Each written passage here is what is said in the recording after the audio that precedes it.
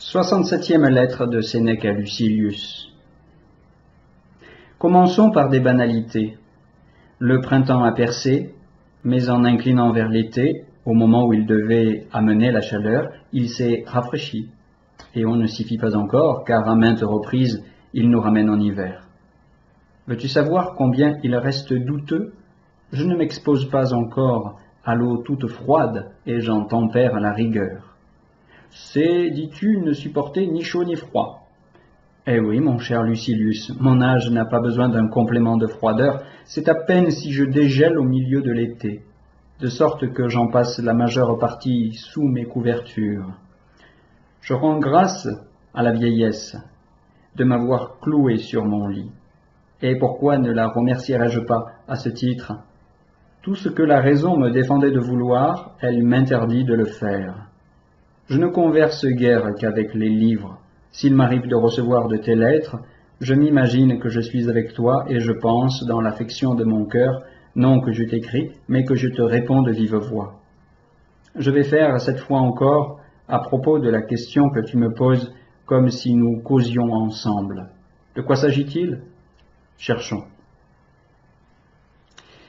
Toute espèce de bien est-elle désirable? Voilà ce que tu veux savoir.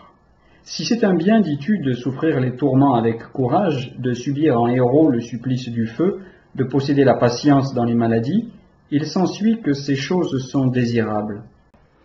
Or, je ne vois rien entre ces choses qui soit digne de souhait. En tout cas, je ne sache pas que jusqu'ici personne ait acquitté un vœu en témoignage de reconnaissance pour avoir été déchiré par les fouets, tordu par la goutte ou allongé au chevalet.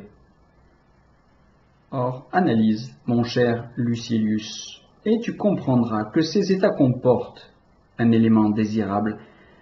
Je ne demande qu'à être à l'abri des tourments, mais si j'ai à les subir, me conduire en homme fort, en homme d'honneur, en homme de cœur, sera l'objet de mon souhait.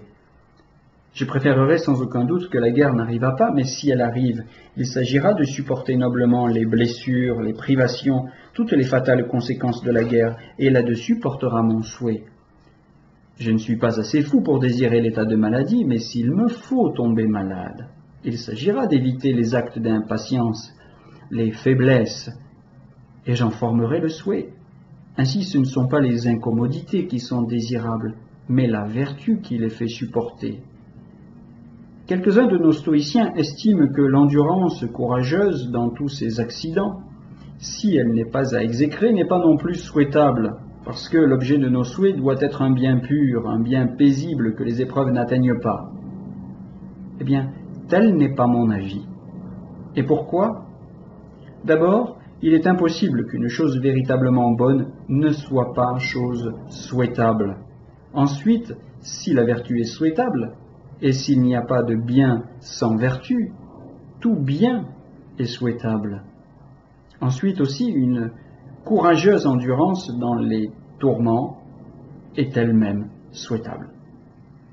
Je poursuis l'argumentation.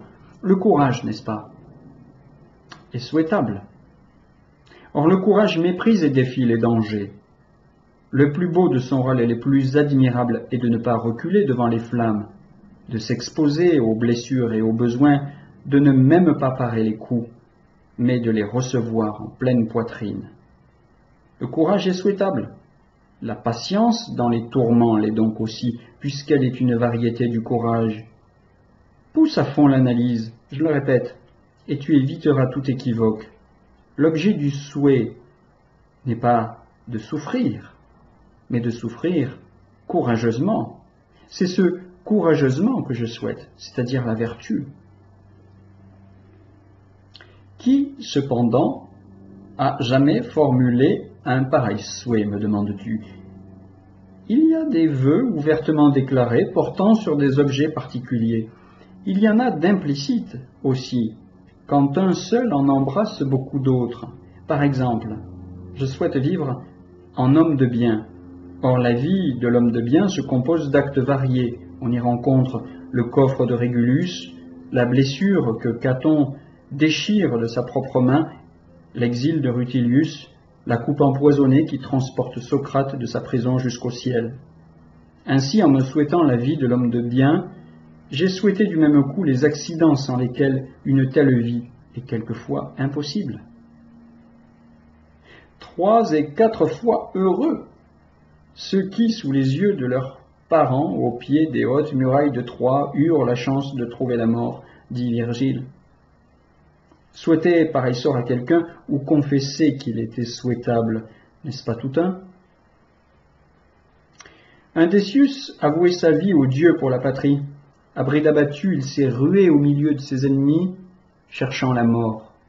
Un autre, émule de la vertu paternelle, après avoir répété les formules solennelles qui faisaient désormais partie de la tradition familiale, s'est précipité au plus épais de la mêlée, angoissé par l'unique crainte de ne pas rendre agréable son sacrifice, et convaincu qu'une belle mort est une chose souhaitable. Te demanderas-tu après cela si c'est vraiment un grand bonheur de mourir en assurant sa mémoire et en faisant acte de vertu? Lorsqu'un homme endure avec courage les tourments, toutes les vertus sont mises par lui en pratique. Une, entre autres, peut être en évidence et frapper particulièrement les yeux, c'est l'endurance. Mais on trouve ici le courage, dont l'endurance, la patience, l'acceptation ne sont que des rameaux. On trouve la prudence, sans laquelle on ne prend aucune résolution, et qui persuade de supporter l'inévitable avec tout le courage possible. On trouve la constance, qui est inébranlable sur ses positions, incapable d'abandonner ses desseins, même face à la violence et à la contrainte. On trouve l'indivisible cortège des vertus, d'où il résulte que tout ce qui se fait de bien, une seule vertu l'accomplit, mais sur avis de l'assemblée entière. Or, ce que toutes les vertus approuvent, même si une seule semble l'exécuter, est chose souhaitable. Et quoi? Crois-tu que cela seul est souhaitable qui vient par les voies de la volupté et du loisir et trouve nos portes joyeusement décorées en son honneur? Certains biens se présentent sous un visage austère. Il est des vœux dont la réalisation se fait non par des congratulations du public, mais dans une attitude d'adoration et de respect religieux. Ainsi, tu ne crois pas que Régulus a souhaité de parvenir à Carthage? Entre dans les sentiments d'un grand homme. Romps pour un moment avec les préjugés du vulgaire. Fais tout l'effort auquel tu es tenu pour concevoir l'idée de cette vertu si belle, si magnifique, qui réclame de nous, qui sommes ses fidèles, au lieu d'encens et de guirlandes, de la sueur et du sang. Considère Caton, portant à son sein vénérable ses mains toutes pures et débridant des plaies qui ne l'ont pas touché assez profondément. Voyons, est-ce que tu lui diras « Je regrette ce qui t'arrive, je compatis à ta peine » et non pas plutôt « Ah, je te félicite ». Ceci me fait penser à notre Démétrius qui compare une vie paisible et que ne traverse aucunement la fortune à une mer morte.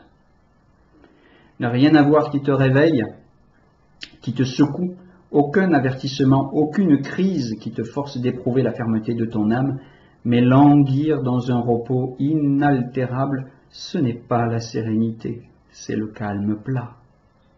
Attale, le stoïcien, disait souvent « Je préfère que la fortune me considère comme son soldat plutôt que comme son chéri. Je subis la torture, mais avec courage, c'est bien. Je péris, mais avec courage, c'est bien. » Écoute Épicure, et il ajoutera « c'est doux ». Pour moi, je n'appliquerai jamais à une chose aussi belle, aussi austère, ce fade qualificatif.